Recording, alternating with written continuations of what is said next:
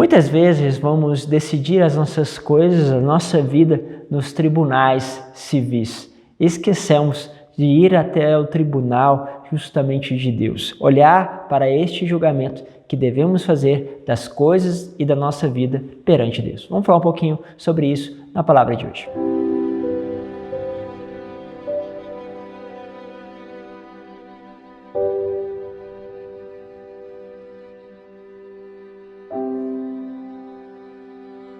Em nome do Pai, do Filho e do Espírito Santo. Amém.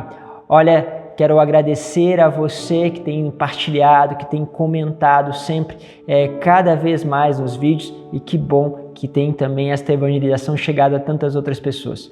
Hoje, o texto bíblico ele vai sobre um ponto muito essencial, principalmente nos dias atuais, onde tudo que nós vamos fazer vai parar na justiça. Infelizmente, nós não conseguimos resolver as coisas, e ainda isso se espalha entre nós cristãos, e tudo temos que levar na justiça, ou seja, que os homens, o direito civil possa resolver. Padre, mas isso não é mal. Não, isso não é mal. O problema é que nós não conseguimos dialogar sobre a base da palavra de Deus, sobre aquilo que nós possamos compreender o que é correto, e muitas vezes precisamos partir para essa relação com o poder civil.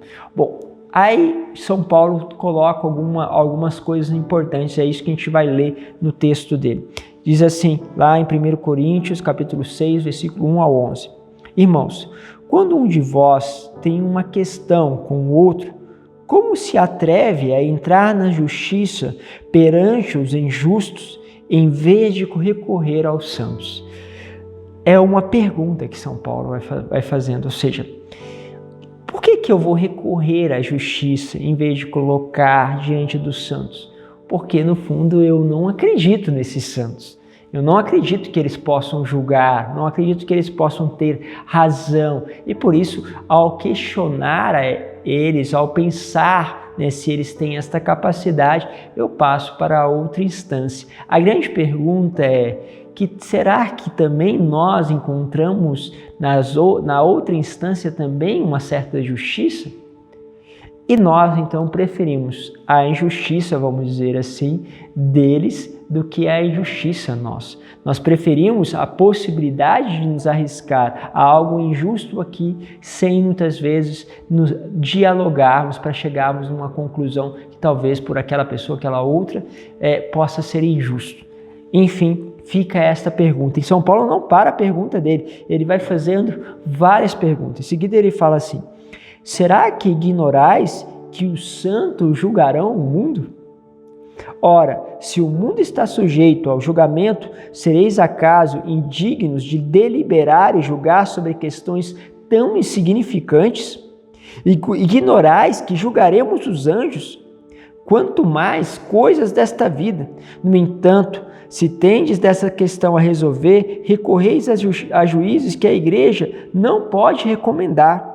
Digo isso para a confusão vossa. Será então que aí entre vós não se encontra ninguém sensato e prudente que possa ser juiz entre os seus irmãos? Será que a gente não encontra um líder? Não encontra uma pessoa que possa intermediar, que possa ver aquilo que é correto ou não? E aí você vai talvez respondendo, padre, às vezes a gente não encontra. A gente não encontra uma pessoa assim, não encontra uma pessoa sensata, nós não encontramos alguém que seja de certa forma livre de ser influenciado de um lado ou de outro. E aí nós vamos percebendo quantas coisas nos faltam, quantas coisas falta aquele caráter da santidade, aquela busca da santidade, porque dói quando nós percebemos a falta de alguém assim no nosso meio e que nós precisamos recorrer sempre a outras instâncias. E aí ele continua, ao invés disso, irmão contra irmão vai a juízo, e isso perante infiéis. Infiéis aqui significa pagãos, vamos dizer assim. Aliás, já é uma grande falta haver processo entre vós. Por que não suportais antes a injustiça? E aí volto lá na colocação inicial. Porque nós consideramos aquelas pessoas injustas, por isso que nós não queremos ser julgados por esses aqui da comunidade. Nós não queremos obedecer a este, porque este talvez não é tão bom, não é tão santo assim. E ele vai perguntar justamente, por que não suportais então a injustiça? Por que não tolerais antes ser prejudicado? Pelo contrário, vós é que cometeis injustiças e fraudes, e isso contra os irmãos. Olha o detalhe disso daqui. Ou seja, o que ele está dizendo? Olha, por que você não suporta a injustiça? Por que você não deixa ser julgado por aquele irmão, por aquele coordenador, ou seja, por que ele veja o que é correto, ou aquele sacerdote veja o que é correto ou não? E se ele praticar injustiça, e se ele realmente fizer uma coisa errada, por que você não suportais? Entende a questão aqui que vai para dentro de nós? Porventura ignorais que pessoas injustas não terão parte no reino de Deus? Ou seja, não ignorais que pessoas injustas não terão parte no reino de Deus? Ou seja, quando eu deixo me julgar por um injusto, eu posso, ao sofrer esta injustiça, encontrar o caminho do céu, embora possa ser destruído em coisas aqui da terra. Posso perder uma coisa, posso ser enganado em outra, ser iludido em outra, mas eu vou para um caminho, porque eu passo a ser ali, vamos dizer assim, agraciado por uma falta daquele outro, que sim, por ser infiel, por ser injusto, sofrerá as injustiças da qual ele está fazendo. Mas eu que me sujeito a essa obediência, me transformo então como um caminho de santidade. E aí você vê aqueles absurdos de obediência, né? Hoje muitas vezes complicados de se viver, porque nós precisamos entender para obedecer, mas plantar um cabo de vassoura e depois ficar irrigando é loucura, bobeira. Mas de repente Deus tira de ali uma planta, floresce uma vinha. É interessante como Deus faz quando nós obedecemos. Quantas vezes Santa Faustina se deixou conduzir pelo julgamento da superiora que não era de acordo com aquilo que Jesus tinha falado com ela, mas ela foi. Não ficou na injustiça, não ficou pensando, não, deixou-se. E isso começa a fazer total diferença, porque os santos, como São Padre Pio, que foi condenado injustamente pelos santos da igreja, por aqueles que dirigiam a igreja, foi condenado tantas vezes de forma injusta, sabe o que ele disse? Nada, deixou.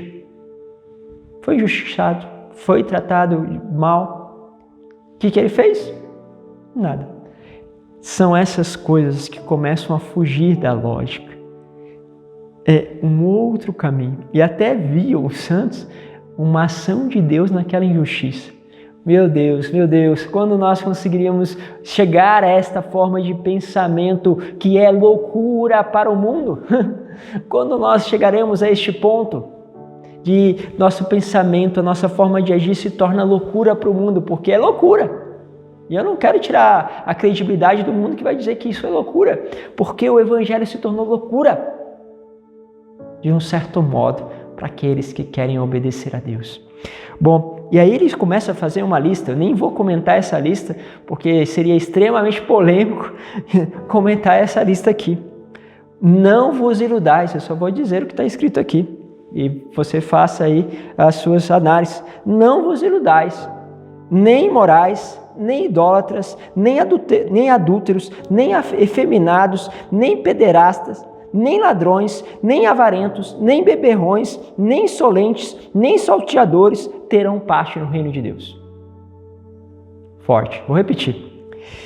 Não vos iludais, São Paulo dizendo, nem imorais, nem idólatras, nem adúlteros, nem efeminados, nem pederastas, nem ladrões, nem avarentos, nem beberrões, nem insolentes, nem salteadores terão parte no reino de Deus. Não vou comentar, como eu disse. E vós, isto é, alguns de vós ereis isso?